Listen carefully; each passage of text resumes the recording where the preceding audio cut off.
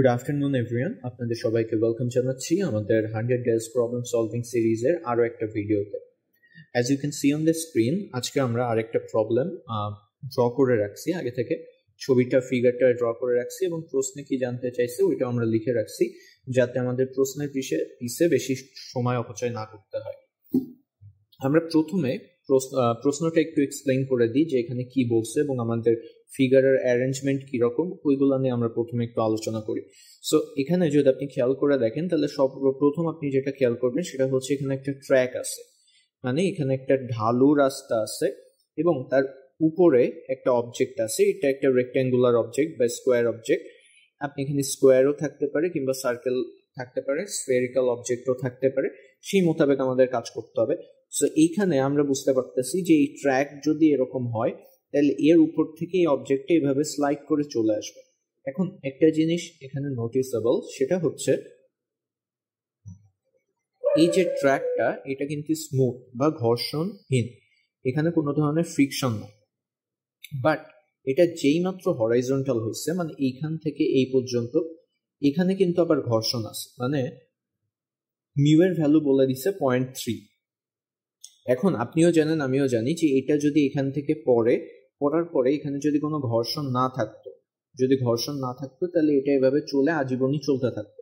But এটা যখন এখানে আসার পরে অবভিয়াসলি এর একটা ভেলোসিটি আছে, মানে এদিকে এটার একটা আদিবেগ আছে, যেটাকে আমরা যদি ইউ বলি, তাইলে এ যখন আদিবেগ আছে এবং সেটা যখন ইউ হবে, এর উপর যেহেতু একটা ফ্রিকশন ফোর্স কাজ করতেছে, তাহলে এটা কমতে থাকবে এবং আমরা ধরতেছি যে এইখানে এসে এটার শেষ বেগ 0 হয়ে গেছে বা এই অবজেক্টটা থেমে গেছে।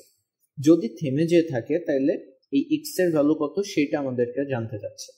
এখন এই প্রবলেমটা আসলে কয়েকটা নিয়মেই করা যায়। একটা হচ্ছে আপনি শক্তির নিত্যতা সূত্র অ্যাপ্লাই করতে পারেন, অথবা আপনি গতির বেসিক যে সকল সূত্র আছে v = u + at, তারপরে a বের করে সেখান থেকে সময় বের করে, এভাবেও আপনি করতে পারেন।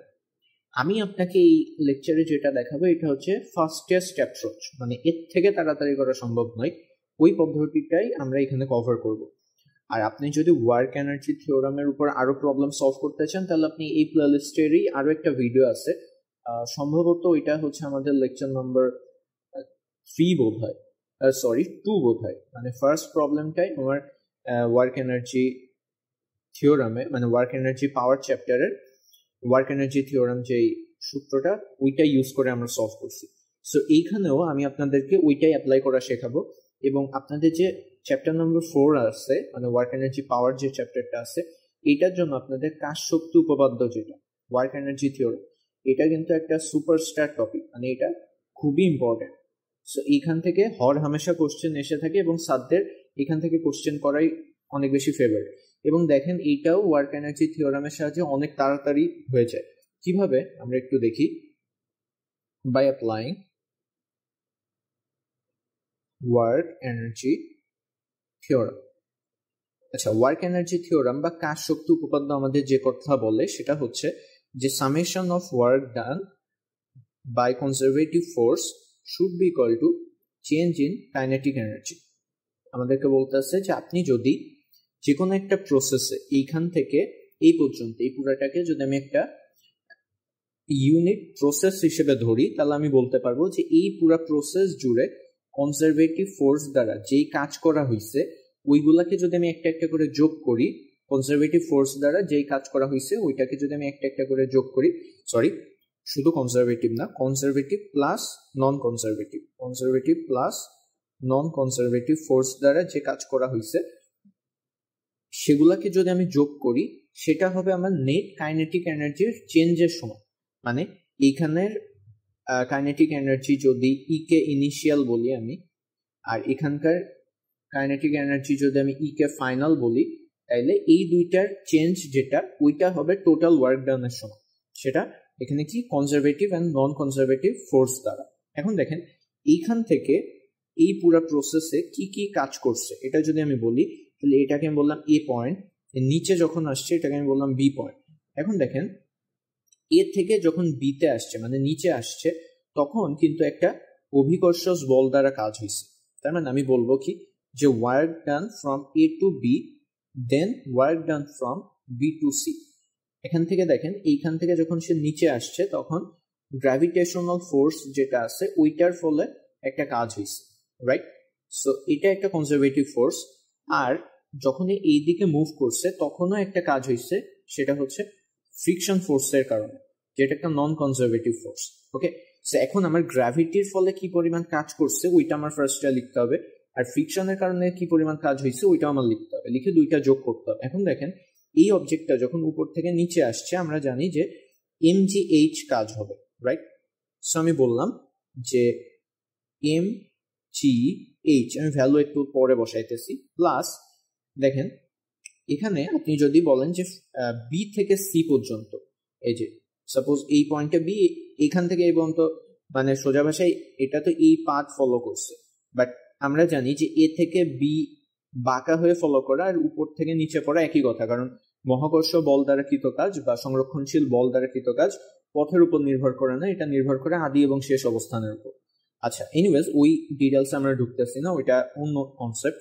বাট এবার দেখেন বি থেকে সি পর্যন্ত আমরা যদি কাজ করতে বলি তাহলে এখানে ফ্রিকশন ফোর্স দ্বারা কাজ হচ্ছে, তাইলে এইখানে যদি কাজ হয় তাহলে ফ্রিকশন ফোর্স কাজ করতেছে পেছনের দিকে, এইখানে যদি অবজেক্ট থাকে তাহলে এটার মোশন হচ্ছে সামনের দিকে এক্স, আর ফ্রিকশন ফোর্স কাজ করতেছে পেছনের দিকে এফ, রাইট?